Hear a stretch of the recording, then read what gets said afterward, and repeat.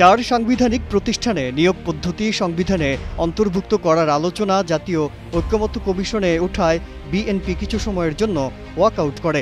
সেগুলো হলো প্রস্তাবিত সরকারি কর্ম কমিশন, দুর্নীতি দমন কমিশন, মহাহিসাব নিরীক্ষক এবং ন্যায়পাল। এই ঘটনার নিন্দা করে জামায়াত এনসিপি বলছে, একটি দল কি চায় না একে গুরুত্ব দেওয়ার কি আছে। অন্য বিষয়গুলোতে আলোচনায় অংশ নেব। এর আগেই বিএনপি জানিয়েছিল এই চারটি বিষয়ে তারা আলোচনায় বসতে রাজি নন। ঠিক আজকেই জাতীয় ঐক্যমত্য কমিশনে এসব বিষয়ে আলোচনা হয়। তবে বিএনপি একমত না হওয়ার বিপরীতে ভিন্ন মত পোষণ করেছে জামায়াত এনসিপি। একটি দলের গঠনতন্ত্র ঠিক করতে আমরা কমিশনে বসিনি, এমন মন্তব্য করেছেন এনসিপির সদস্য সচিব আখতার হোসেন। বলেন, আলোচনা থেকে বিএনপির উঠে যাওয়া প্রত্যাশা করিনি। কোনো একটা দলের নীতি আদর্শ বা কোনো একটা দলের গঠনতন্ত্র ঠিক করার জন্য আমরা এখানে বসি নাই। আমরা গোটা জাতির প্রত্যাশার জায়গাগুলোকে কিভাবে রাষ্ট্রীয় কাঠামোর মধ্য দিয়ে পূরণ করা সম্ভবপর হবে সেরকম একটা কাঠামো বিনির্মাণের জন্যই কিন্তু আমরা এখানে বসেছি। দেশের জন্য খারাপ এক দলের জন্য ভালো এমন সিদ্ধান্ত মেনে নেব না বলে জানিয়েছেন বাংলাদেশ জামায়াত ইসলামীর নায়েবে আমির সৈয়দ আব্দুল্লাহ মোহাম্মদ তাহের। বসুন্ধরা ডায়াপেন্ট এখন আরো উন্নত। এই হট এয়ার থ্রো টপশিট দ্রুত শোষণ করে সোনামণিকে দেয় কোমল অনুভূতি।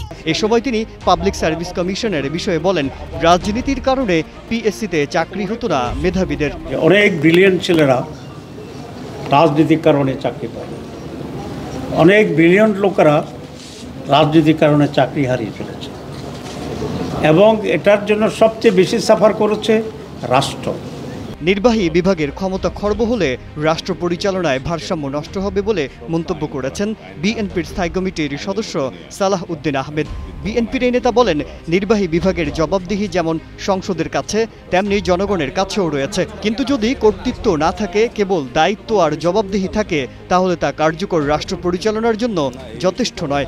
এই কনস্টিটিউশনাল এবং স্ট্যাটিউটরি প্রতিষ্ঠানগুলোর কার্যক্রম, জবাবদিহিতা, ট্রান্সপারেন্সি, অ্যাকাউন্টেবিলিটি এগুলো নিশ্চিত করার জন্য শক্ত আইন করা হোক। আইন না থাকলে আইনের মধ্যে নিয়ে আসি আমরা এবং বিদ্যমান আইনগুলো যেগুলো আছে সেগুলো আরও সংস্কার করি।